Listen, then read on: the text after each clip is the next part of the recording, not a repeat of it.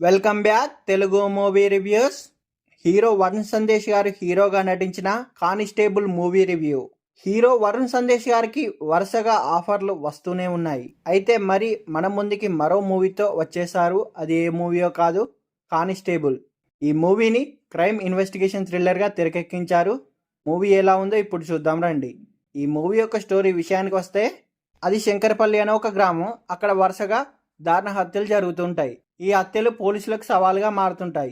చంపుతున్నది హంతకుడా, హంతకురాలా, లేక హంతకుల బృందమా? క్లూస్ అనేటివి దొరికాయి. అయితే అక్కడ పోలీస్ స్టేషన్లోనే కాశీ అలియాస్ వరుణ్ సందేశ్ గారు కానిస్టేబుల్గా పనిచేస్తుంటాడు.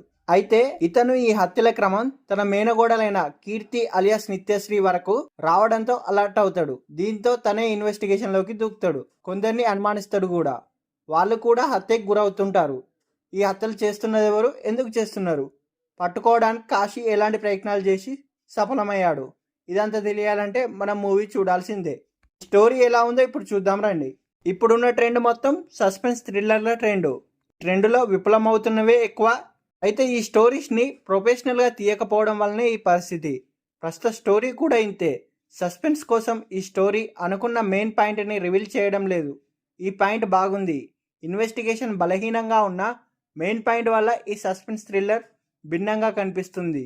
స్టోరీలో వచ్చే మలుపులు థ్రిల్ చేస్తాయి. స్టోరీకి ఒక మెసేజ్ను కూడా జోడించారు. అయితే స్టోరీ జరిగే రూరల్ నేపథ్యాన్ని ఇంకా బాగా చూపించి ఉంటే స్టోరీకి బలం వచ్చేది. ఈ నేపథ్యాన్ని కొన్ని సీన్ల వరకు ఎస్టాబ్లిష్ చేసి వదిలేశారు మేకర్స్. అలా స్టోరీకి అవసరం లేని సన్నివేశాలతో స్క్రీన్ ప్లేని బలహీనపరిచారు మేకర్స్. ఉదాహరణకి ఫస్ట్ హాఫ్లో వచ్చే ఐటమ్ సాంగ్ పూర్తిగా అనవసరం. అంతేగాక ఇన్వెస్టిగేషన్లో లాజిక్ మిస్ చేసి హాస్యాస్పదం చేసిన సీన్లు ఉన్నాయి. మూగవాడితో సీను, చెరువులో గొలుసు దొరికే సీను వగేరా. ఈ మూవీలో ఎవరు ఎలా చేశారంటే, కానిస్టేబుల్గా వరుణ్ సందేశ్ గారిది చాలా బలహీనమైన పాసివ్ పాత్ర. సరైన గోల్ అనేది లేదు, వ్యూహం అనేది లేదు. సెకండ్ హాఫ్లో బోర్ కొట్టేయడం మొదలవుతుంది. ఇంకా ఎన్నాళ్ళు ఇలాంటి సినిమాలు చేస్తాడో అర్థం కాదు. ముఖ్యంగా యాక్షన్ పార్ట్ వరకు అయితే పర్వాలేదు. హీరోయిన్గా మదిలిక గ్లామరస్గా ఉంది కానీ అనవసర పాత్రగా మిగిలిపోయింది. ఆమె చేసేదేమీ ఉండదు. అయితే డైరెక్టర్ మాత్రం మంచి పాయింట్తో స్టోరీ అనుకున్నాడు కానీ ఈ మూవీని తెరకెక్కించే విషయంలో మాత్రం విఫలమయ్యాడని చెప్పవచ్చు.